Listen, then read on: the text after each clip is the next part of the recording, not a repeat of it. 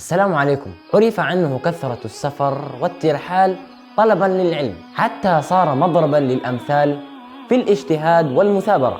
إنه الحاج عبد الله عمر، وهو من دعاة ومعلمي بلادي. ولد الحاج عبد الله في مدينة قيح، وذلك في عام 1902، فقد غادرها مبكرا طلبا للعلم، حيث درس في مكة المكرمة ثم إلى المدينة المنورة. بعدها سافر إلى بلاد الشام ومنها إلى مصر الحبيبة، حيث التحق بالأزهر الشريف، فدرس بهمة عالية وعزم قوي. أمضى حج عبد الله، كما يحب الناس أن ينادوه بذلك، أمضى 3 سنوات ينهل من علم الأزهر الشريف، حتى أصابه المرض ودخل إلى المستشفى الإيطالي بمصر، لكن وصاه الطبيب بضرورة تغيير المكان حتى يشفى، فاضطر حاج عبد الله لقطع دراسته والعودة إلى إريتريا. لم يثنيه ذلك أو يقلل من همته وعزيمته، فتوجه ناحية التعليم، وكرس كل وقته من أجل أبناء المسلمين، حيث قام بافتتاح مدرسة في حي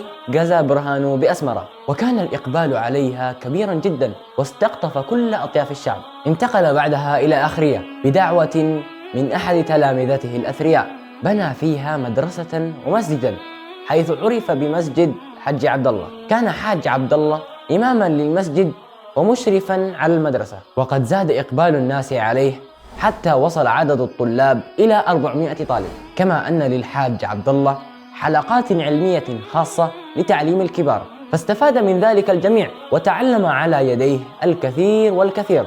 ومن تلامذته الشيخ الأمين عثمان مفتي إريتريا الثاني، حيث درس على يديه قبل رحيله إلى مصر الشقيقة. وأيضا للحاج عبد الله علاقات حميمة مع مفتي إريتريا الأول فضيلة الشيخ إبراهيم المختار، رحمهما الله رحمة واسعة، لأنهما تزاملا بالأزهر الشريف وامتدت علاقتهما.